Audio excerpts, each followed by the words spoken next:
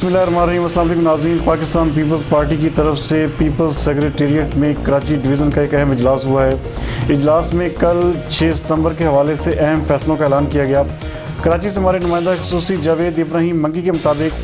Pakistan Peoples party کی جانب سے کل 6 ستمبر یوم دفاع بھرپور جوش و جذبے سے منانے کا اعلان کیا گیا۔ پیپلز پارٹی کے اہم رہنما کراچی ڈویژن کے نائب صدر امان مسعود، جاوید ناگوری اور دیگر رہنماؤں نے BBC 11 ہیڈ لائن نیوز سے خصوصی گفتگو کرتے ہوئے کہا کہ کل یوم دفاع بھرپور جوش و جذبے سے منانے کا اعلان کیا گیا ہے، اور انہوں نے کہا کہ پاکستان پیپلز پارٹی کے کارکن اور کراچی کے نوجوان زیادہ سے زیادہ شرکت کر کے ملک سے اور ملک کی فوج سے اور کشمیریوں سے یکجہتی کا ثبوت دیں۔ مزید ان کا کیا کہنا تھا، آئیے دیکھتے ہیں جاوید ابراہیم منگی کی یہ رپورٹ۔ کے لیے کیا پروگرام ہے؟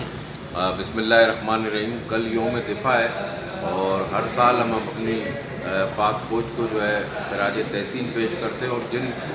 شہداؤں نے اپنے ملک کے لیے جانیں دی ان کو خراج عقیدت پیش کرتے ہیں۔ اور مجھے فخر ہے اپنے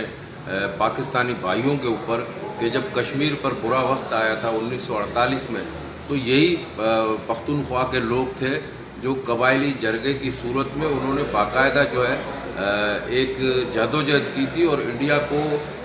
اس نیج پر لے آئے تھے کہ یہ اقوام متحدہ پر جانے پر مجبور ہو گئے۔ اور جب آپ نے دیکھا 1965 کی جنگ ہوئی تو سندھ کے لوگوں نے، سندھی نوجوانوں نے جو ہے اپنی بارڈر کی حفاظت کی۔ تو میں سمجھتا ہوں کہ دنیا میں کوئی ایسا ملک نہیں ہے کہ جب ملک پر برا وقت آئے تو یہاں کے لوگ حب الوطن ہیں، محب وطن ہیں، اور اپنے ملک کے لیے جس طرح آرمی لڑتی ہے، جس طرح فوج لڑتی ہے، تو پاکستان کا ہر شہری جو ہے لڑنے کے لیے تیار ہے، مرنے کے لیے تیار ہے۔ اور کشمیر کی جہد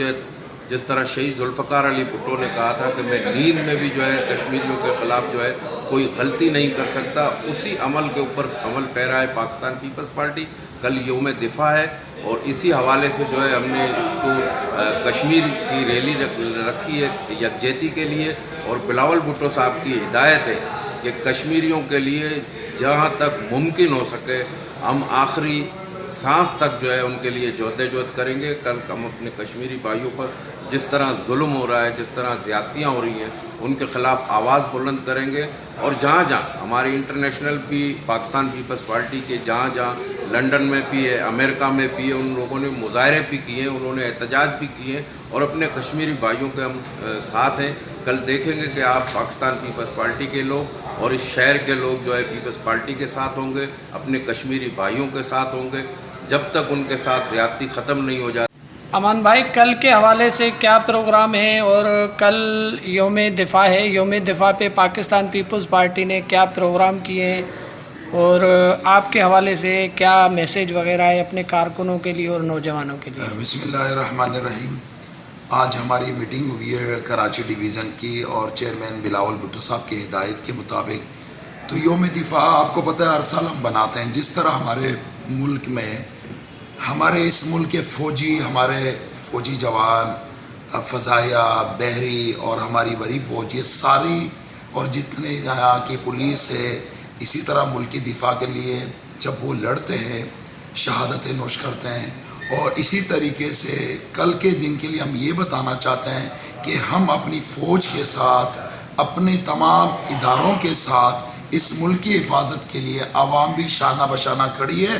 اور خاص کر کل کشمیر کے لیے جو ہمارے وہاں پر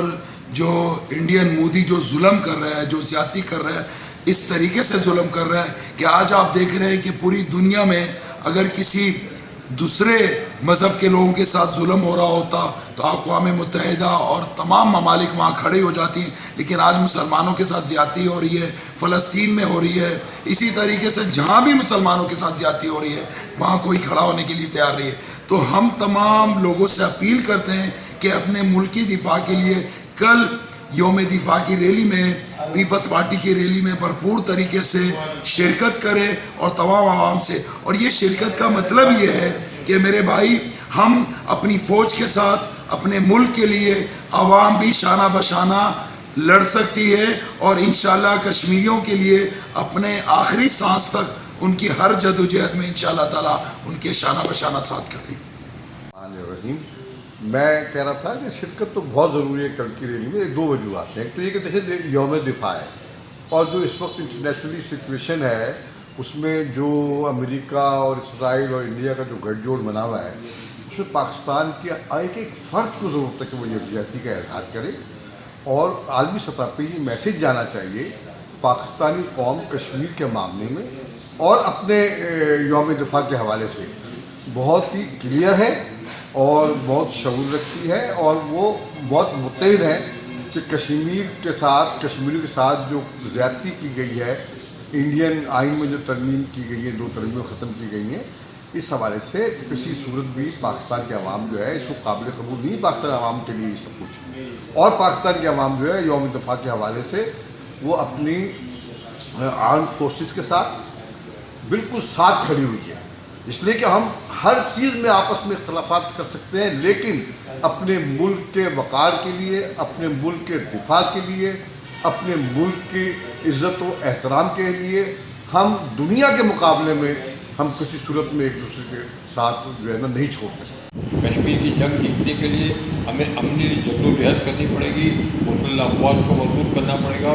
اور میں سمجھتا ہوں ذوالفقار علی بھٹو شہید نے جو کہا تھا کہ چاہے ہمیں ہزاروں سال تک لڑنا پڑے ہمیں ان سے لڑنا پڑے گا. ایک طرف ایک حکومت کا وزیر کہتا ہے کہ پاکستان کو